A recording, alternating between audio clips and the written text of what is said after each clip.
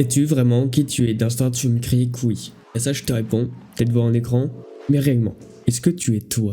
Ouais, c'est bizarre comme question. Et je te pose la question parce que je vais te présenter 3 choses qui vont peut-être t'en faire douter. Mais dans le bon sens. La première, c'est le paradoxe de la pensée. Ton action influence tes pensées, qui à leur tour influencent tes actions. Donc, comme on pense être quelqu'un qui est tout le temps en retard, on va jamais se presser. Et au fur et à mesure, les preuves vont s'accumuler pour que ça devienne un trait de caractère. Parce que tu vas répéter quelque chose consciemment, ça va devenir un trait de caractère.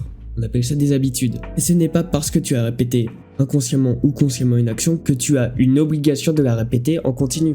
Chaque instant est une feuille vierge. Ta jeunesse a un rôle dans ton développement et surtout celui de ton comportement. On apprend par mimétisme de nos parents, proches, de la société, que ces habitudes soient bonnes ou non. La preuve, regarde le monde et les fausses croyances que l'on a. Le succès, c'est que de la chance, fumer, c'est pas si dérangeant, et t'inquiète, t'auras une seconde chance. Certaines seront éliminées, d'autres resteront et nous influenceront toute notre vie. Les mêmes conséquences se répéteront tel un cycle, et on appellera ça le destin, et paf, une crise financière, parce que tu as de mauvaises habitudes financières. Ces comportements, tu les sais de mauvais, mais comme ils sont inconscients, jamais tu ne penserais les avoir. Et c'est là qu'on se rend compte d'une chose. Tu ne crois pas ce que tu crois, tu n'es pas qui tu es. Ça rappelle une phrase importante de la dernière vidéo. L'homme n'est que son action. En gros, tu peux devenir n'importe qui, donc tu travailles. Mais ça, tu devais déjà le savoir.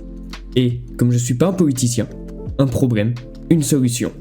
Tant que tu n'auras pas rendu l'inconscient conscient, il dirigera ta vie, et tu appelleras ça le destin. Qu'est-ce que ça veut dire ? Déjà, le problème, il est où? C'est de faire les choses de manière mécanique sans les remettre en question.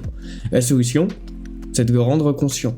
Qu'est-ce que ça veut dire? Dans ta vie, tu as des schémas de pensée, des habitudes, des croyances dont tu n'as pas conscience qui t'influencent. Donc, la chose à faire, c'est de les rendre conscientes en les questionnant, en te questionnant sur leurs bienfaits sur toi, leurs méfaits. Est-ce que tu y crois vraiment ou c'est des héritages d'une ancienne période de ta vie, de ta jeunesse? Dans les commentaires, tu retrouveras les questions à te poser. On va pouvoir attaquer à la deuxième chose qui fait que tu n'es pas qui tu es. Si tu n'as qu'une seule version des choses, tu es limité.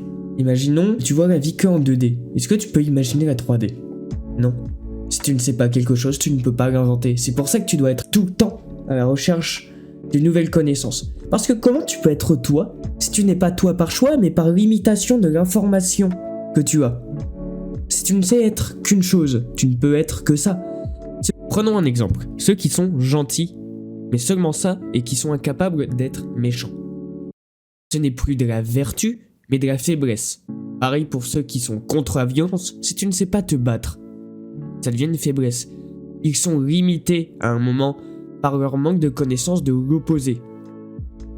C'est pour ça que je te dis de connaître plusieurs versions. Ne sois pas qui tu es par limitation, mais par choix. Et la solution à ça, c'est 1. Lire énormément, 2. Écouter des podcasts, 3. Débattre, échanger des idées, pas pour montrer que t'as la plus grosse, mais pour avoir un vrai échange. Et dernièrement, mettre son ego de côté. Tu vas me dire que ça fait très cliché du dev perso. Et ça l'est. Et ça l'est parce que ça fonctionne. Et enfin, ton dernier ennemi, et à la fois ton meilleur ami, c'est le biais de confirmation. Qu'importe ce que tu penses, celui-ci va toujours trouver un moyen de te prouver que c'est vrai, même si tu as tort.